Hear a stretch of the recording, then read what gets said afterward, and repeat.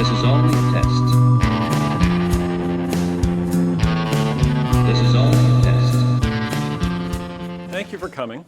This is, as I said, a bit of an experiment to see if there was still a place for this. Is there still a place to come and come together and to talk about ideas and to try to understand the weird situation that we're in right now? Because I'm sure you have noticed things are a bit strange right now. Things are exceedingly strange right now, even by our standards. Because of course, Dr. Kuhnle and I have spent a decade studying conspiracy theory. Both the theories themselves and the thinking behind it. And so what we're going to do today is we are going to look at a classic. And the classic is about chemtrails.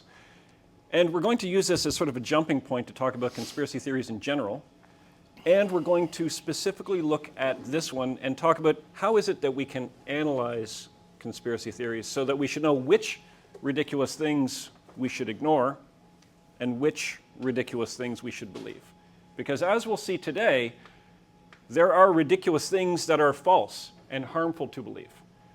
There are also ridiculous things that are 100% true, and we need to believe them because we cannot allow the people who are in charge of things to get away with some of the nonsense and shenanigans that they've gotten away with over the years. Right, so anything you want to add?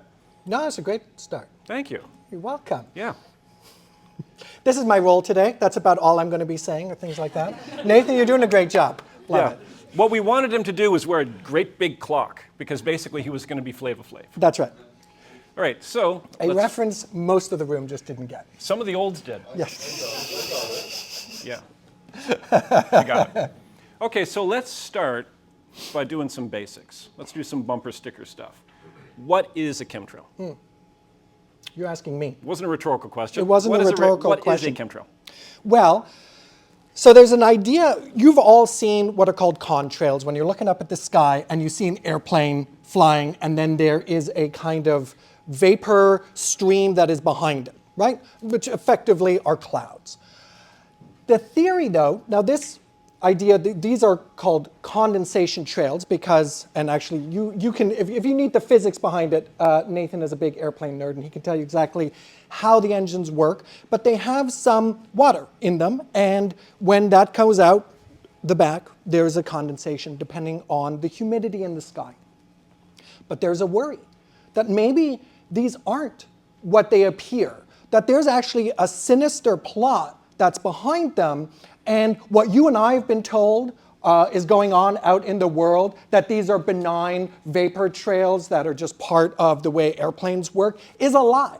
And what's actually happening is that there are dangerous chemicals that have been included in a lot of, maybe not all, of these vapor trails, and that those chemicals are designed in some way to mess with either the planet or with us or both. So there's a theory that maybe this is for weather control, or maybe it's for mind control, or maybe it's for population control. But it's a sinister plot in order to somehow mess with the population. And that's the theory that we're looking at. Yeah. All right, so how do we examine a conspiracy theory? We've been doing this for a long time. Sometimes we have years to pull out different strands and to do field work and to travel different places and interview people. And sometimes we're told that we're going on the radio in 5 minutes and we've got to frantically scramble. But regardless, we have kind of a system that we always use. First thing, when you are looking at a conspiracy theory, it is vital to understand the context in which it emerged. Nothing shows up out of nowhere. We are hypersocial beings. We live in the midst of history, and these things affect the belief systems that we have. So the first thing that we always do is we look at the historical context in which the theory shows up. What's the atmosphere? Next thing we do is we examine the specific claims of the conspiracy theory. Then we test the claims for acceptability and relevance. And then we ask if we have sufficient evidence to believe the conspiracy theory. What I like to tell my students is, imagine that the conspiracy theory is a table. The conclusion, the claim, is the tabletop. If you have a tabletop and there's nothing holding it up, it is a very useless table. And so we ask ourselves, what are the legs that hold up this structure? Okay, so let's start with a historical context, and this one shows up in the 90s, which some of you remember. Hands up if you remember the 1990s. And hands up if that's like before you existed. And hands up if you feel very old now because of all the people that didn't exist in the 90s. Yeah. Thanks, Nathan. Terrifying, chilling. So for those of you who didn't know the 90s, here's a primer, the 90s. We had, of course, grunge. We had, I would consider, some of the finest hip-hop ever made in the early 90s. We had President Bill Clinton. We had pop culture phenomena like Seinfeld. We had the collapse of the Soviet Union, ultimately. And like the absolute complete dominance of Cool Ranch flavor. A lot of nods out there. Yeah, a flavor that I think we've left in the rearview mirror. But I can imagine making a comeback. Now, specifically as far as this conspiracy goes, there's a couple things that we need to talk about. One, the Cold War was sort of over. Now, the Cold War was a time of immense paranoia. And some of that paranoia just came from the fact that we were living in a situation when we could be basically eliminated from the world at any second. That we were always a couple minutes from complete nuclear annihilation. That's the kind of situation that's going to make people feel a little bit paranoid. But also that paranoia was used for political purposes.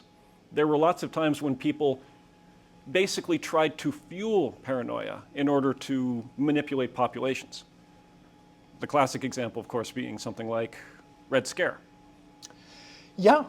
I mean, I'm just sort of getting lost in what you're saying in terms of the role of paranoia, because you're absolutely right. Like, conspiracies are, when they're not real, maybe have a psychological component like this, where we are afraid that bad things are happening to us.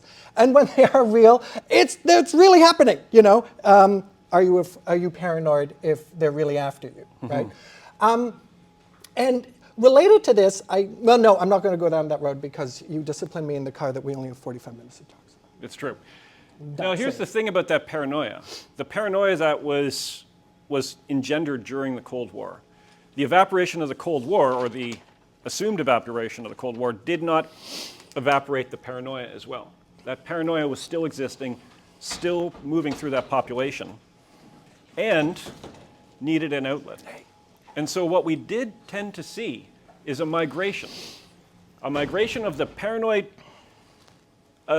from things like, I'm worried about the infiltration of communism, I'm worried about Soviet influence, towards perhaps the enemy was still around, perhaps the enemy was no longer a foreign nation, perhaps the enemy was our own nation. Maybe the calls were coming from inside the house. There had been, of course, some high-profile events involving government overreach, tragic events. Ruby Ridge. Waco, Texas. Waco, Texas. We don't have time to get into these, but on a bumper sticker, what do these things have in common? In both cases, they are small groups of people who are living lives that don't conform to mainstream America, and then there is a military police force that comes in and wreaks large-scale havoc. So in the Ruby Ridge instance, and this is a terrible fact I have to share with you, but it talks about some of the anger that's then engendered in certain segments of the population. A woman who is part of this compound holding her 10-month-old baby is shot in the head by a US sniper. And you know, that was in order to calm the situation down. And some of you put your hands up. You weren't there when Waco happened. What was the death toll in Waco? It was in 63 dead, I think, something around there. Didn't totally fact check it. Of people burned to death. People burned to death, including children, when the FBI and the ATF surrounded a compound of a religious leader and basically started with psychological torture and warfare, trying to get these people to come out, and they refused, and then things escalated, the place set on fire and burned down. Mistakes were made. Now, these are, as Nathan is saying, if you are looking for reasons to be suspicious of your government, there are a lot around, especially depending on what community you're part of. And these are just two high-profile examples, but there are many, many more. When we are thinking about the validity of a certain conspiracy, I think one of the places that, not necessarily Nathan and I as analysts, but us as people, one of the places we're going to go to is our own personal experience. You know, what's your relationship to the cops? What's your relationship to the law? What's your relationship to your teachers and your society? Does it feel fair? Does it feel like things are working out? Or does it feel like you're being undermined, you're being harassed, you're being targeted? And you can certainly find groups, and of course as well today, but in the 90s, who were very much able to point to things that happened to them like this, where they're like, oh no, we're definitely being targeted, we're the victim of state violence. The other thing that was happening, of course, technologically, is that we were creating an entirely new ecosystem as far as information goes, because the 90s were the time when the internet took off. And this was an extraordinary moment from an information revolution perspective, because it meant there were no more gatekeepers. There was no longer somebody standing in between you and your capacity to have information come out.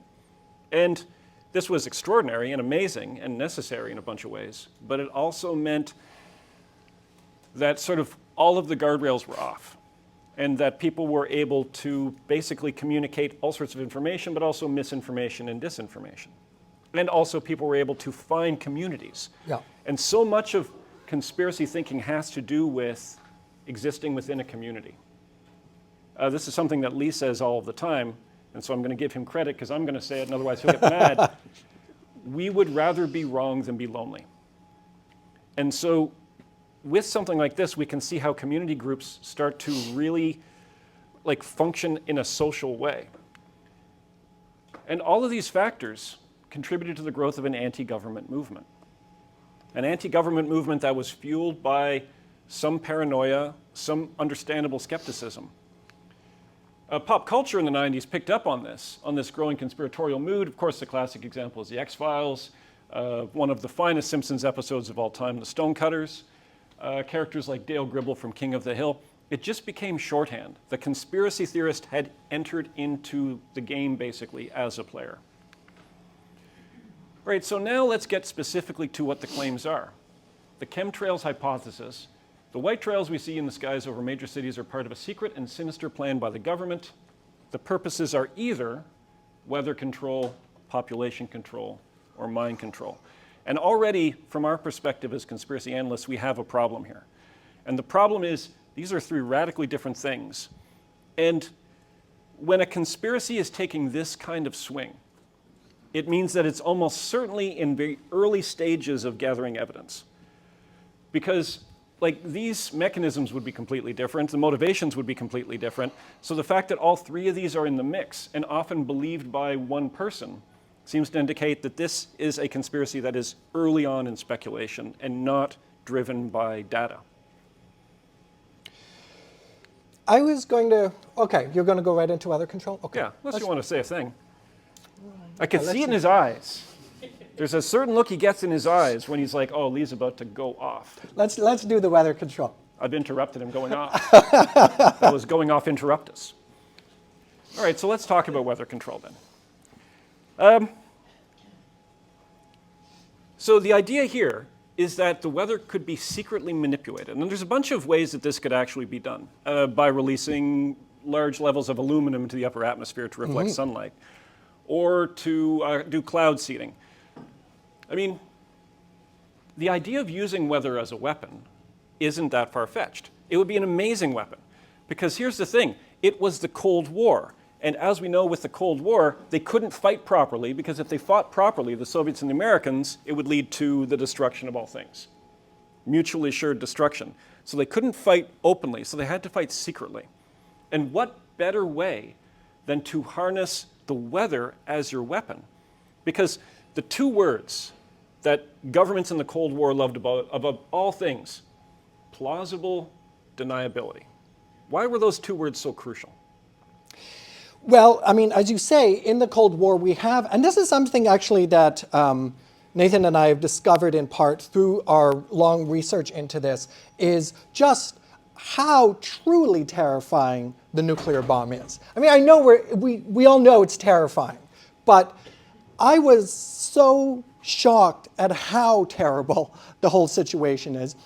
And this really sets up a certain kind of dynamic where anything now becomes possible and justifiable if what you are trying to do is avoid the absolute destruction of the entire planet, right? So there's a famous conspiracy theory, which turns out to be true, called Acoustic Kitty, where the Americans tried to engineer a cat by inserting a listening device into its ear and a recording device and a battery in its belly. This was all surgically done. The antenna was going to go up its tail. Yeah. Released into the wild with the hopes that it would sort of luxuriate on the windowsill of the Soviet embassy as the Soviets are plotting their next major spy operation. Because you know who everybody doesn't suspect? Cats. Exactly. Exactly. And you know that none of these analysts had a cat, because if you have a cat, you know that they do everything except what you want, right? So that was the flaw. The only flaw in that the only brilliant possible plan flaw is that we're not going to be able to tell this cat to do anything or go anywhere. Now, the reason I bring this up is because not only is it an absurd operation, but it costs somewhere around $10 to $20 million. It was green-lighted, it went ahead. Why? Well, because $20 million is nothing if you could show that this would help you avoid World War III, but with nuclear weapons. And so throughout the Cold War, we have incredible projects that are justified based on this fear, because the fear is global annihilation, complete and utter. Now, of course, the flip side, and I am getting to answer your question about plausible deniability. Plausible deniability, what is it and why does it matter? Thank you. Is that you could bumble into this by accident. You could trigger something. A lot of international incidents were triggered precisely because the Soviets thought that, or the Americans thought that. And one of the very dangerous moments in conspiratorial history is the assassination of JFK, because it looked very much like, wasn't probably most likely, but it did look very much like Lee Harvey Oswald was a Soviet agent. I mean, he went to the Soviet Union twice. He had a Russian wife. He was a member of the Communist Party. I mean, what else do you need? Now, if those two things have been put together, we would all not be here. So plausible deniability is crucial when you're doing any operation in the Cold War, because you are dealing with such a powder keg of explosive material. Any misstep could blow everything up, literally. Yeah, exactly. And so you've got to be able to stick it to the other side without looking like you're sticking it to the other side. Because if you stick it too good, we're all going to die. And so weather would be a fantastic weapon. And we have a quote here from Lyndon Johnson's presidential science advisor, Dr. Gordon MacDonald, 1968.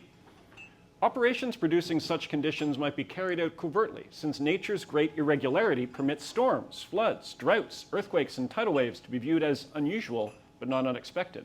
Such a secret war need never be declared or even known by the affected populations. It could go on for years, with only the security forces involved being aware of it. The years of drought and storm would be attributed to unkindly nature, and only after a nation was thoroughly drained would an armed takeover be attempted. This would have been a magnificent weapon, a magnificently secret weapon, a weapon that you could have ultimate plausible deniability because, hey, what are you going to blame the weather on us now? Ridiculous. So was the American government interested in weather as a weapon or as a force multiplier? Absolutely, 100%. Yes, they were. And so we asked the question, is it that far-fetched that there could be some kind of weather control project? The answer is, it's not that far-fetched. What about population control? Well, let me tell you about Project Sea Spray. Project Sea Spray, in the early 1950s, off the coast of San Francisco, there was a Navy destroyer. And that Navy destroyer started pumping out this odd gas. And that odd gas floated over San Francisco and coated the entire city and got into the lungs of the people and into the eyes and the hair of the people. And this was a deliberate experiment that was being done on the city of San Francisco without consent, without informing them. because the American military was wondering, hey, is this a good way to murder a city? Could you secretly murder a city with disease, with bacteria? So they had cultured a bunch of bacteria, like tons and tons of bacteria, which they thought was going to be harmless, but it was bright red. The idea was that you could use this as like a little test. You could just coat the entire city, and because it was bright red, you'd be able to track it. And then you'd be able to go through the city and say, how effective was this? If this had been a deadly bacteria, how many people could we have killed this way? And so then that morning, the people of San Francisco had no idea that they were part of a massive experiment. The doctors and nurses of San Francisco had no idea either, until a couple days after this, a bunch of people started showing up in hospitals with very specific problems, weird infections that they couldn't explain. Why were all of these people getting all of these infections all of the time? They were able to figure it out eventually when one of the men died from his infection, because when they cut him open, he was bright red on the inside. This was something that did happen. This is not conspiracy theory, this is simply history.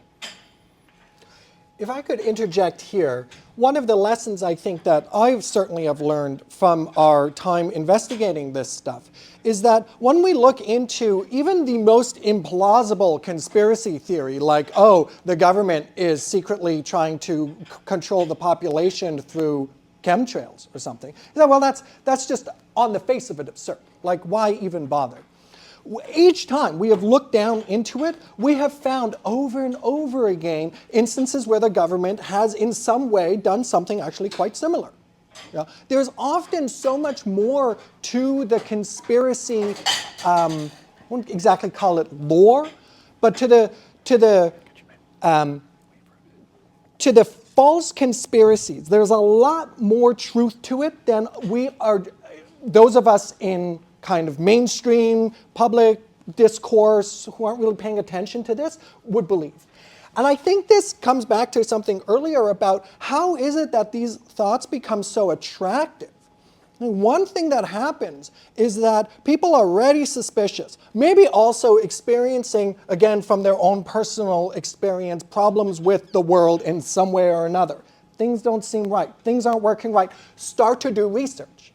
And they start to uncover, hey, wait a minute, this has happened before. And Project Sea Spray is only one example. There's Operation Do, which is the one where they in New York subways, exactly. They took a bunch of light bulbs filled with bacteria. We share one brain, by the way. And then just smashed them on the subway to see if that would work effectively. Well, the idea being, could you do a chemical attack in a subway station? Yeah. Like, this was the purpose. Of course, the answer Aum Shinrikyo would eventually answer well, was, yes, sure exactly. Can. Absolutely can. Now, was there any consent? You know, were the citizens of San Francisco Bay told? No, they were not told. Were the citizens of the New York subway system told, hey, you're going to be part of a chemical? No, of course not. And so, you know, by the time you amass, and again, I'm not giving you all of it, by the time you amass this kind of history, and then you start looking at some of the claims that you're getting online, it looks a lot less outrageous than it might when we first present, oh, hey, you know, this mind control. People believe in mind control from airplanes. Yeah, I mean, mind control is obviously the most ridiculous one, because surely there hasn't been some kind of massive, large-scale, secret, government-funded mind control operation. Illegal, unethical. I mean, surely that's not the case. That wouldn't happen. The American government wouldn't do that to its own citizens. No, that's right. Not after the Nuremberg Code was enacted. That's right. Not after we had seen the horrors of what happened in World War II in Germany, but obviously I'm being facetious because there was all sorts of mind control programs. I mean, MKUltra is the most famous one and the most wide-ranging one and the most horrifying one. But there was Artichoke. There was Bluebird. Yeah. And some of these were performed on not only unwilling subjects, but subjects who died.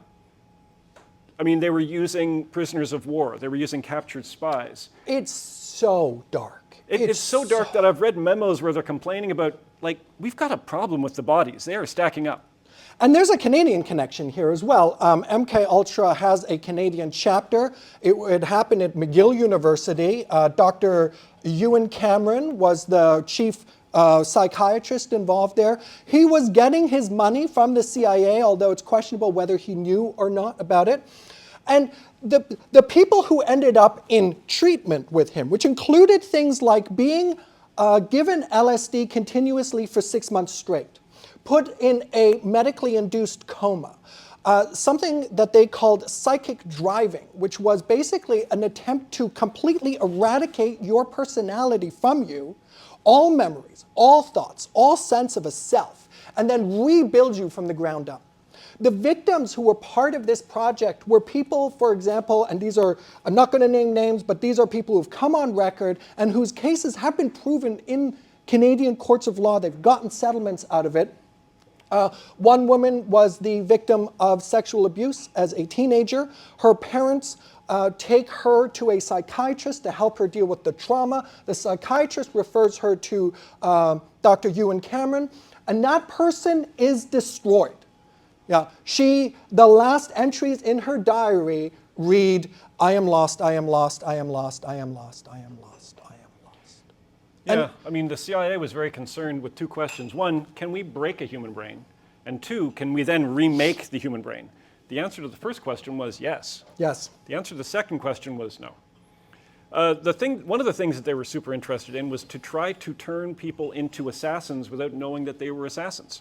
Yeah, there's famous, the Manchurian Candidate, Or right? Zoolander. Or Zoolander. But this was a thing that they were actively engaged in. Now, were they successful? That's more up for debate, but we absolutely know that they were considering doing it and they wanted to do it. And to my earlier point as well, it was all justified because the Soviets might be doing it, and if the Soviets are doing it, they might get a leg up, and we both got the bomb, and so that's dangerous. There might be a what would this be? A mind control gap. Yeah, you kind of have a mind control there's gap. a missile gap, there might be a mind control gap, and so again, justified because of the incredible dangers that we felt we were facing. Yeah, and so again, what seems outrageous and ridiculous, tragically, has a hard time keeping up with the outrage and the ridiculousness of reality. And this is why we are very sympathetic to people who believe conspiracy theories just because of the nonsense that has existed and there is evidence for. But that's also why we have to be careful, because there is a danger. There's a real danger in hearing about stuff like this and thinking that, you know what, everything is possible. Everything is possible, like all of these things have already happened. I might as well believe everything that I'm told. And it's why we have to make sure that we continue to analyze individual claims and not just fall into what we call conspiracism, which is this idea that, you know what, everything is a conspiracy. Conspiracy is the driving force behind all of history. Everything that happens around us is part of it. Everything is under control. This way lies danger. So, Skepticism's good. Paranoia is bad. Immune system's good. Allergies are bad. just on conspiracism, I like to think of it as conspiracy as a worldview, as opposed to discrete conspiracies where you're like, I believe this or I believe that, which can or can't be, can be demonstrated to be true or not. Conspiracy as a worldview is something along the lines of we are living in a simulation generated by alien overlords, in which there is no data that we could ever present to anybody that this is not the case, right? And that's a danger because once you're there, once everything is part of the conspiracy, once even the proof that would demonstrate that this conspiracy is incorrect is itself part of the conspiracy, we've lost all ability to be in any kind of rational discourse. And ironically, you become unbelievably easy to manipulate at that point. Yeah, it is ironic because it's precisely this notion that you are being hyper-skeptical. Right. I mean, that's the irony, because people believe conspiracy theories because they're terrified of being secretly manipulated, not realizing that paranoia allows you to be secretly manipulated by false conspiracy theories.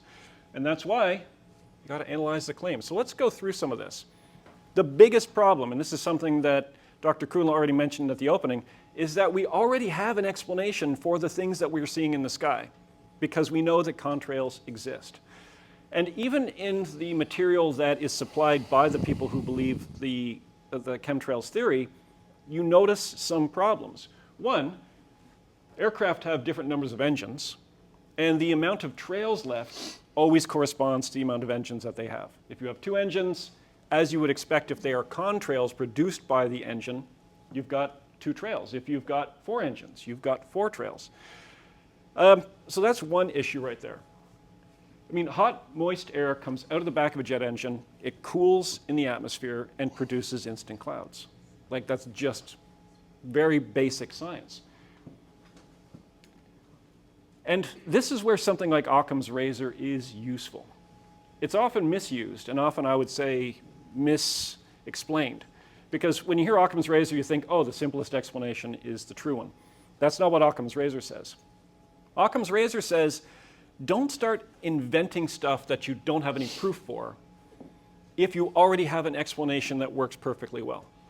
For example, here we are at Humber College. Yes, indeed. Lakeshore campus, no less. And I had a student who was like in these cottages, which of course used to be an asylum. Mm-hmm. There were experiments carried out on people at this asylum. There are, I believe, unmarked graves right where Lee is standing. There are chains, aren't there, in the basement? Yep. Where patients were like restrained, actually like some kind of medieval dungeon. Spooky place. But this student was working late last night, or he said, and he heard a door closing by itself. And he said, ghosts. And so then the question becomes, okay, maybe ghosts. Are there other things that we already know about that could close a door? And he said, well, yeah, like maybe there was some wind, or maybe there was a janitor who I didn't know about, or maybe there was like a timer on the door. I said, right, so we already know all of these things exist. Do we need ghosts for this explanation? And ultimately the answer is no. And so with Occam's razor, we know that contrails exist. So when we look to the sky and we're like, there are trails behind these airplanes, we already have an explanation that doesn't require us to invent anything that we don't already have evidence for. There's also something that I want to get into, because it's airplanes, and I love talking about airplanes, and that has to do with the weight of planes. Every kilogram in a modern jet has to be accounted for. This is crucial for safety. I mean, when they're taking off, they can only take off at a certain weight. When they're landing, they can only land at a certain weight. And so if you were pumping enough chemicals in a passenger jet to affect anything at 30,000 feet, it would be dozens of tons at the very least. The pilot would need to know about that. He would need to know that he was carrying an extra dozen tons on his airplane. Not only that, but of course, the margins in the airline industry, and I've spoken to airline executives about this, the margins in the airline industry are tiny. And so every tiny bit of kilogram that you add is money that is being taken from you. And you could say, well, that doesn't matter because the airline industry is getting funneled billions and billions of dollars from the government in order to pull off this program. Then where is the paper trail? Where is the accounting? Where is any of the evidence that that is the case? If I could just interject there. Go ahead. One of the things, I mean, Nathan didn't really emphasize this at the beginning, but there have been a lot of conspiracies that were true, also really bizarre ones, and it's really hard to know what the difference is. But there are markers that emerge for conspiracies that we are able to demonstrate have actually happened, even the really bizarre ones. And one of them is the paper trail. There are, for MK Ultra, for example, there is the paper trail of like, where did the money come from? Where did it go? What secondary funding sources received it? Where did it go from there? We have that. And we have paper trails created by court records where a lot of neutral investigators have combed through this kind of stuff. And then we have things like, governments paying out money to victims. Why would they pay out millions of dollars, or it was hundreds of thousands of dollars, to victims when these things never happen?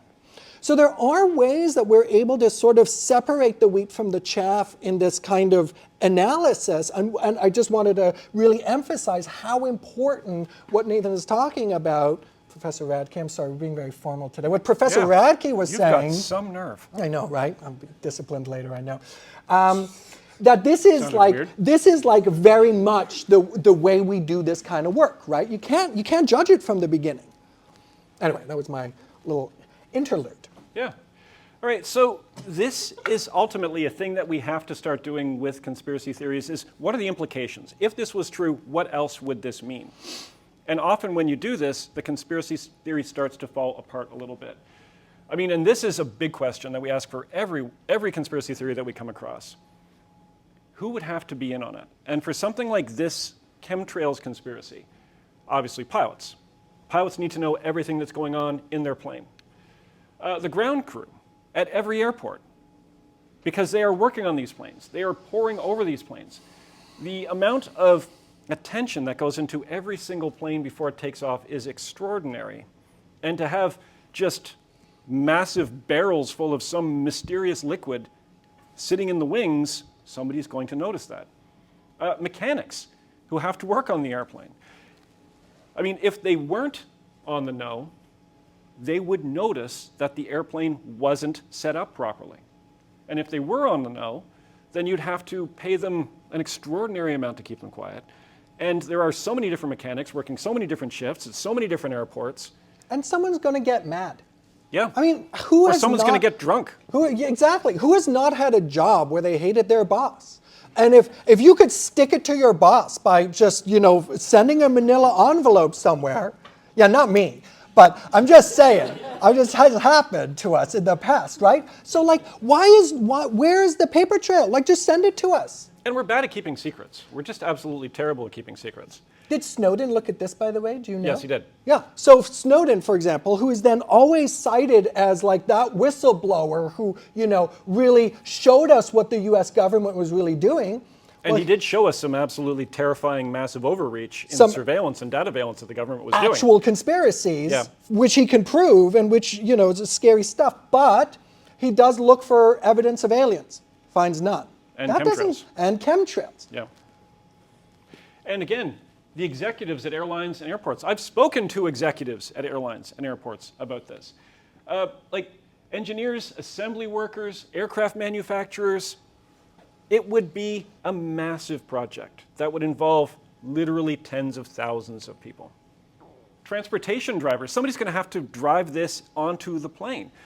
None of this makes any sense when you actually have to start unpacking what it would require to do this. And then, of course, all of the government workers. But they're all in on it. Yeah, but see, this is the wild thing about conspiracism, is that at the same time, government is completely inept. Right. And also so incredibly apt. Yes. That they're able to pull off stuff like this. Exactly. At once. Yep. Yeah. The same people that you're they can't fix my pothole, but they can sneak 20 tons of aluminum into the wings of an airplane. This is how we know they didn't do 9/11. This is why. Because it happened. That's true. Wow, 9/11 joke. Too soon. Wasn't actually mine, to be honest. Also, would it even be effective? Would this method of, say, mind control be effective at all? Distributing an agent at 30,000 feet would pretty much guarantee that it's going to dilute to the point of just not existing at all. There is nothing, acid, how strong is acid? Well, it depends how strong the acid is. Strong acid. How strong is strong acid? It's strong. Strong acid is strong. Well, no, there's a difference between pH 1 and pH, 4.5. Or so he has read. It matters for gardening, that's why I know. It matters for gardening? It does, because you have to... LSD. I'm glad this is being recorded. You have to sometimes modulate the level of water and how acidic it is so that the plants can absorb all the nutrients. LSD. Oh, that acid. Oh, I'm sorry.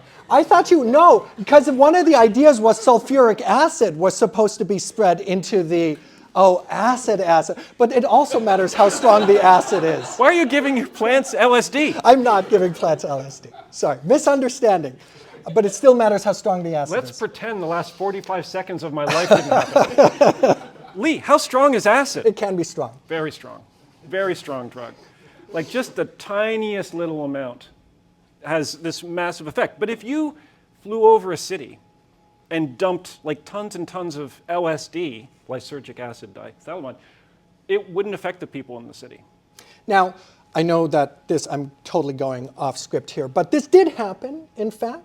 There was an outfit in the 60s called the Brotherhood of Eternal Love. Their object was to get all of the United States high on LSD as a consciousness-raising exercise, and they actually put tabs of LSD, like millions of them, in airplanes and just distributed it. And it was a disaster because, people got really high. Yeah, but that was tabs of acid. Those are tabs of acid, and they were close, and they were usually doing it over concerts. Yeah. And most of it just, Not 30,000 feet. Not 30,000 feet. Right. Also, if we're talking about population control, and this is true of all population control conspiracies, and I've talked to many people over the years who have been convinced the government's doing population control, they're doing a terrible job because the population has skyrocketed.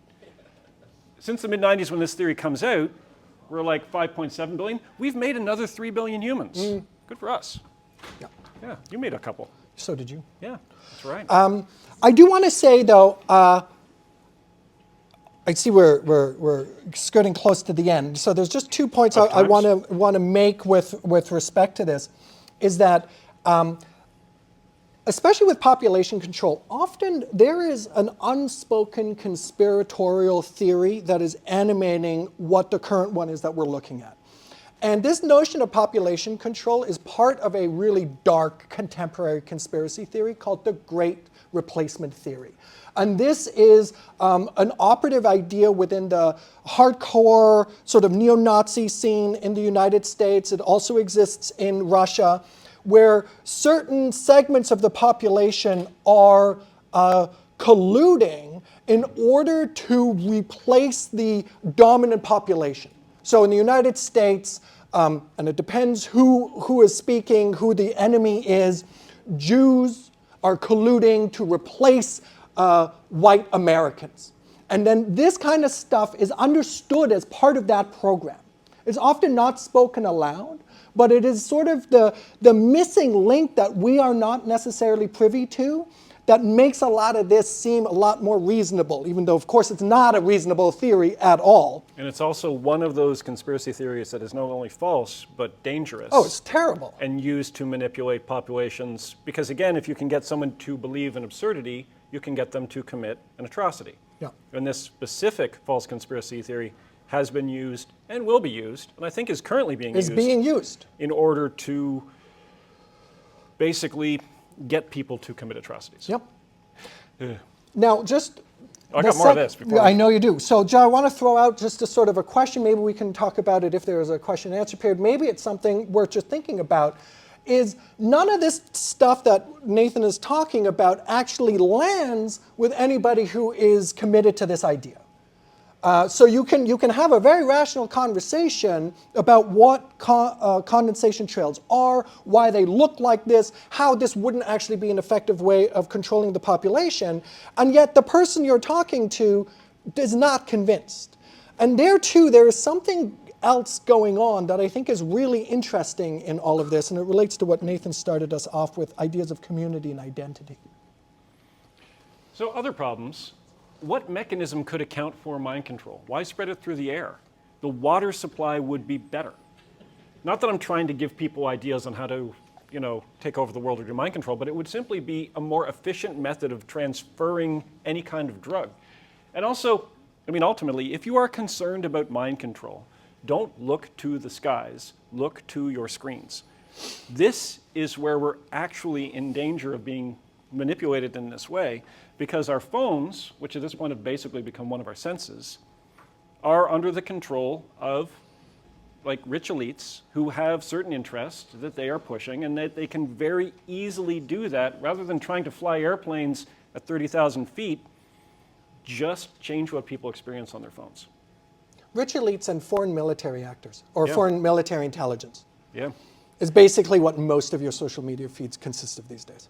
Yeah, I'm taking a break from it. Yeah, me too. Yeah. All right, so conclusions. First of all, should we believe the chemtrail theory? Not as it stands, no. I don't think so. Not based on the evidence that you've provided. Do you understand why people do believe it? Yeah, of course. I feel like, so in researching this, I also looked at a story of a guy, and interestingly, I know this is in our notes, so it's only interesting for Nathan. It came from Devon, England, which came that up is interesting. three times in an earlier version of this talk. He is on a plane, and he records video of the chemtrails in action. He then is detained at Heathrow Airport when he lands, and his story becomes a sensation. Now, he was trolling a bunch of his friends. The story got completely out of control. What was happening actually was that the airplane had too much fuel. It was dumping a bit of fuel just before it landed, and he thought he would have this kind of joke with his friends. But I think it shows how, depending on what your sources are, how compelling this kind of stuff is if you are just encountering it in the wild. Oh wait, here's the video evidence, and then there's testimonial, and the authorities got involved. I mean, who is really going to fact check this? Who's actually going to call Heathrow Airport to see if this dude was arrested, and would you even get the information, right? So you show up with a certain predisposition, maybe certain kind of skepticism or paranoia, and then you get a lot of evidence as well as a lot of history that suggests this stuff is plausible and possible and has happened. I totally get why people believe things that are probably implausible explanations of how the world really works. But there's a danger to it. And the danger is that absurdities don't tend to travel alone. And that allowing one absurdity into your belief system almost necessitates that other absurdities follow. And we see this with something like the chemtrails. It seems like a harmless thing that you could believe in itself, but you couldn't believe it in itself. In order to believe this, you're going to have to believe a bunch of other things as well. And what can easily happen is that this does lead you into darker and darker places, into more and more paranoid places, away from skepticism towards paranoia. Because paranoia it's almost in a way the opposite of skepticism. Because skepticism is careful consideration. Skepticism is genuine open-mindedness. Open-mindedness doesn't mean that you believe all things.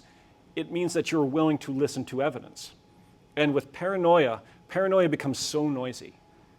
Paranoia becomes so loud that all other thought is impossible. And all you're left with is this ringing alarm bell that basically sounds off a false alarm that prevents you from hearing the real dangers. I think that's it. Oh, there we go.